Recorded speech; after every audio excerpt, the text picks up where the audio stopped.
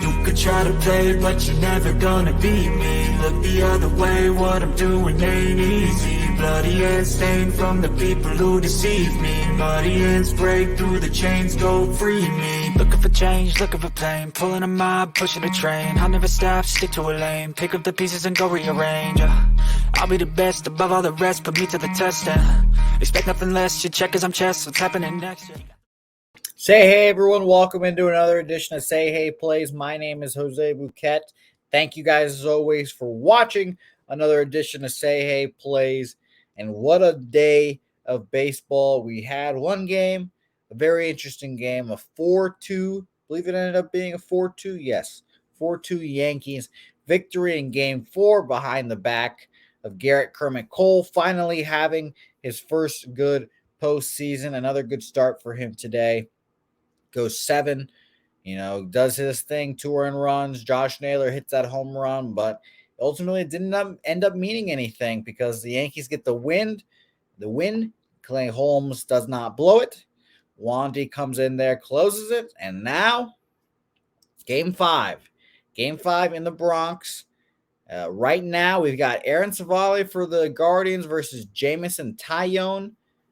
And boy, oh boy, this is going to be exciting to talk about. Shout out to our sponsor and our presenting sponsor, SeatGeek. Put in promo code Pub Sports Radio on the promo code section there. The full thing, Pub Sports Radio, for a $20 off coupon when you use it for the first time or for your first purchase on the app. So sign up today. You can get tickets to this game. And obviously, it's going to be dumb expensive because it's New York and everything's expensive there, especially the sports tickets. So a nice $20 off will be very helpful. $20 will probably get you one beer in the Yankee Stadium. So definitely use that. And shout out to our presenting sponsor, SeatGeek, and our friends on Bet Online. Use promo code JustPubSports there for 100% deposit match up to $1,000. Who present us with these lines? Minus 150. We roll into with the Yankees here.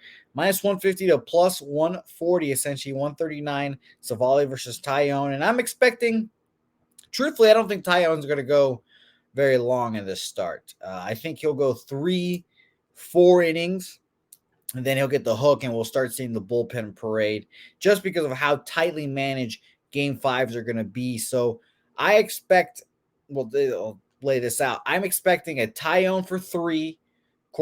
Nestor Cortez comes in off a short rest. He said that Aaron Boone said that he's going to be available out of the bullpen. So I think he come in for 2, maybe 3 of his own innings of himself, get you the 6th inning. And I think the bullpen takes over from there, and we'll see how it goes from that point on. But it's obviously all hands on deck there. So Cortez, I believe we're going to see in this game from the Yankees. And I'll also say the same thing about Shane Bieber. Shane Bieber will also be pitching on short rest, I believe, here. And he said that he'd like to contribute in the later stages of this series in some form or fashion. I think he'll come out of the pen here. I think it might get, if it's close and getting dire times, I think it'll be Shane Bieber for maybe 1-2 innings of his own right. Because I think this is, like I said, all hands on deck. Game 5, winner take all. It's going to be a whole lot of fun. So when was the last time we saw Aaron Savali even take the mound? I'll tell you, October 5th. It's been a long time against the Kansas City Royals. 6 innings, 5 hits, 2 earned runs off 2 home runs, 9 Ks, 1 walk. He's been kind of hurt on and off all year, Aaron Savali was. But he kind of put it together in the last, 2 months or so. He's had 2 appearances against the Yankees. His first one was his 3rd start of the year, which I kind of tossed out of the window at the Yankees. 3 innings, 7 hits, 6 earned runs there. And this second start, the latest one, 6 innings, 5 hits, 4 earned runs off 2 home runs, 6 Ks, 2 walks there, and a 6-1 loss against the Yankees there.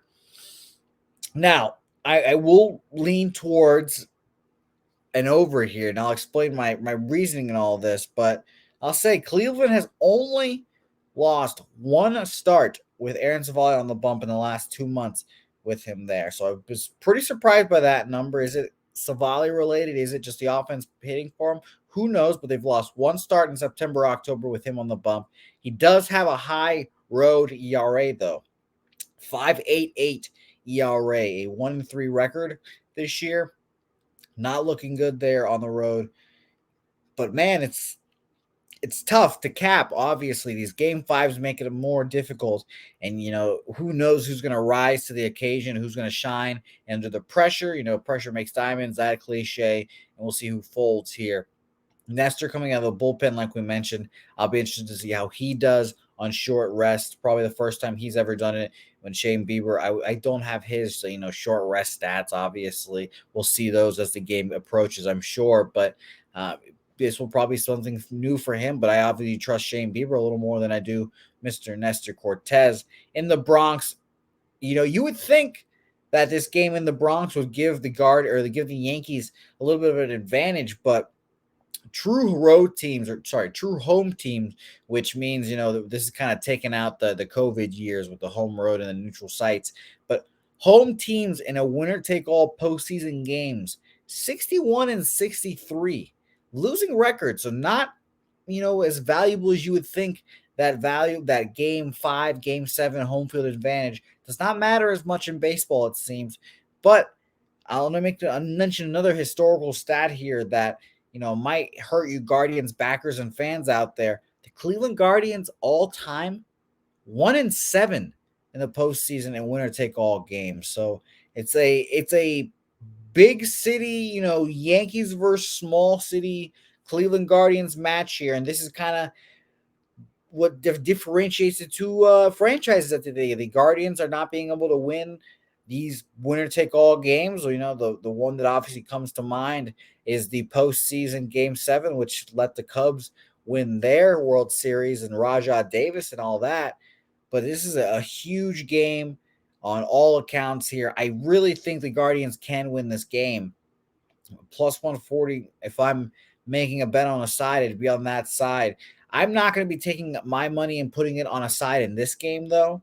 I already have the Cleveland Guardians to win the series at plus 185 pre-series, and when they were down 1-0, I bet them again at plus 320. I had to look at my board over there and see plus 320. So I'm not going to be betting aside. I feel like both those obviously are little money lines bets in their own right. So I'll be just taking the over here. I think the over 7.5 at even money is a good shout here. I think both these pitchers, Savali and Tyone, can give up runs early. These hitters have seen these bullpens now for it seems like 3 or 4 straight days of playing these teams playing each other. And I think that ultimately that's going to affect the Yankee bullpen, which is thin already, and the Guardians bullpen, which surprisingly deep, not just Class A and weirdo James Karinchak. So I'll be obviously rooting for the Guardians, as you guys know, where my leniencies and my biases tends towards. But I've lost several bets on the Guardians this series. I've lost last night, tonight, if you're watching. The Guardians team total over 2.5. I lost by a half run. I lost that same bet in game 1 in Cleveland Guardians money line then, but I've also won those 2 money line bets in 3 and 4, game 2 and 3. So it's a tough series.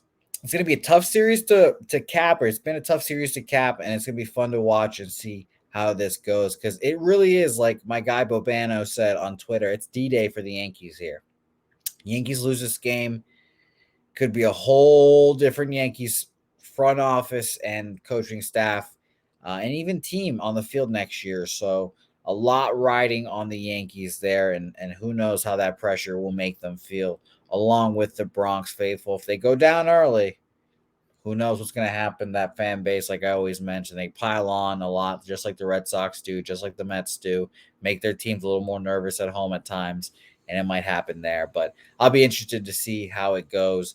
So officially, I am on the Cleveland Guardians, New York Yankees over 7.5 here at even money. Playoff record, as you guys can see, sitting at 12-10, up 2.86 units on the playoffs so far. Not as sterling as it once was, but hopefully the Cleveland series bets will pay that off. We could wake up tomorrow and I'm down 3 units, or down 3 units and down a couple of juice, I should say, on the postseason. So it's going to be a whole lot of fun to watch, and we will be breaking down both series coming up, whether it be Guardians, Yankees versus the Astros, and the unlikely NLCS, we have Padres, Phillies. We'll be breaking that down tomorrow with our friend Dabby Cap. I thought he might be joining us tonight, but he's going to be joining us tomorrow night to talk Padres, Phillies, and hopefully Guardians and the Astros. So it'll be a whole lot of fun to watch. You know, it's fun. It's fun rooting against the Yankees, but a Yankees Astros ALCS would be very, very delectable. So I cannot wait. Thanks everyone for watching the show. As always, shout out to our sponsors SeatGeek and Bet Online for the odds and the great bonuses they give us. So shout out to them.